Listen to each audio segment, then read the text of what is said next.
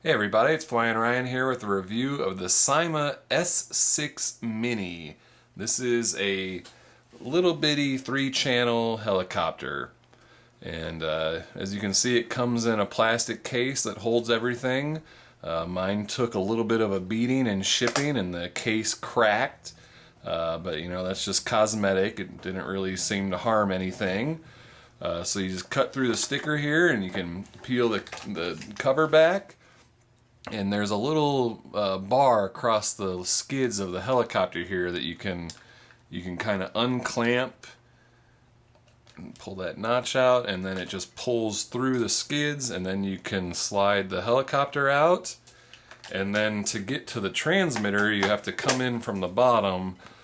There's a couple little swinging arms here that you just swing up like that, up there, and then there's a little finger hole there that you can just pull the cover off.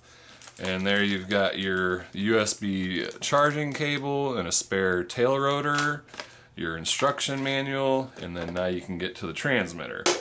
And so it is infrared control, but it is 3 channels, so you got left and right turn and forward and backwards, and then your throttle. It's a little transmitter, but it's not super tiny, so it still fits decently in the hands. It does have thumb pads though, so it's a little awkward for pinching, but not horrible. And it's got left and right trim, and then that's to turn the light on and off. It has a little light on the front, I believe, somewhere. Anyway, so you know, it's a pretty good looking helicopter. I like the design of it. As you can see, my linkage is hanging there. It has just a tiny little crack in it. I doubt there's any way I can get that to show up on camera, but it is cracked, so it constantly falls off, and it came that way in the package. And then I also noticed, like, there's a crease on the tail fin there, you can see, and there's some creases on the landing gear. So I don't know if this was like manhandled in customs, or you know, maybe whatever broke the case here shook it around and managed to break things on the helicopter as well, or maybe it happened in the factory. But you know, a little bit beat up. These things are cosmetic, but this actually affects the flight. When this comes off, it gets a little bit wobbly because the flybar isn't properly connected. I mean, there's still one linkage, so it's not horrible, but you know, I can kind of push this linkage back into place. Let's see if I can do it. Oh, it's so tiny. There we go. So I can push it back into place and it'll hold for a while, but eventually it'll come off again, and then it starts to get a little bit unstable.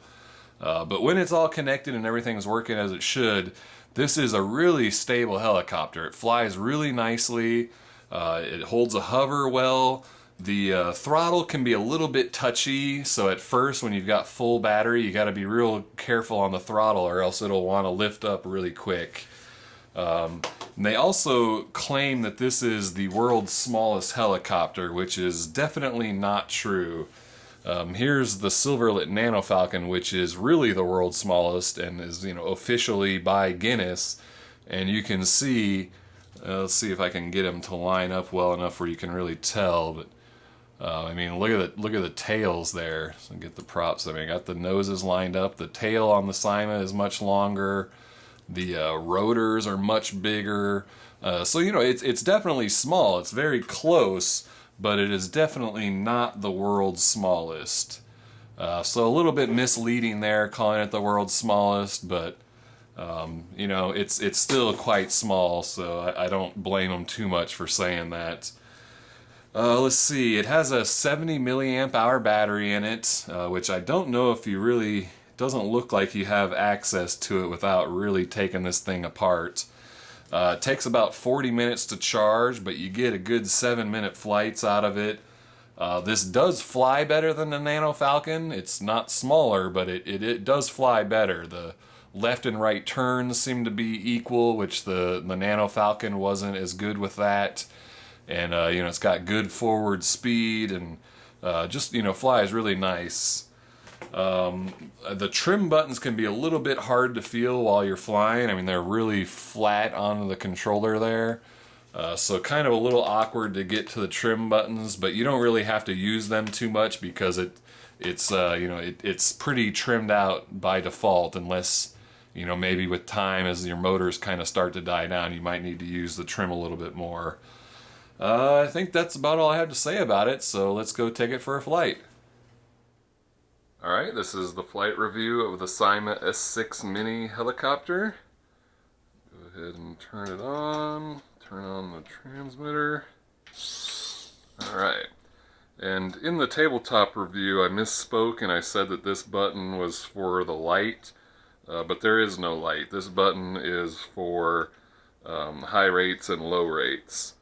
So, and that's just going to apply to the tail motor, not the left and right turns.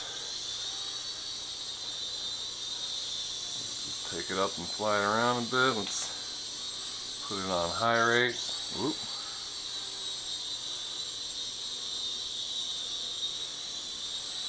So it can get pretty quick on high rates there. Alright, let's slow it back down. Just kind of show how stable it can get. Looks like I maybe need a touch of left trim. So there's left pirouette, right pirouette, pretty much equal in turn speed. And of course it can fly backwards. Whoa. Bring it back.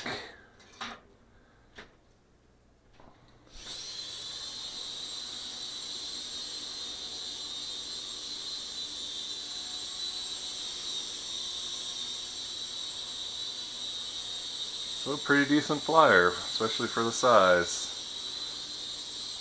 Syma stuff is usually pretty good. It's a good name you can trust.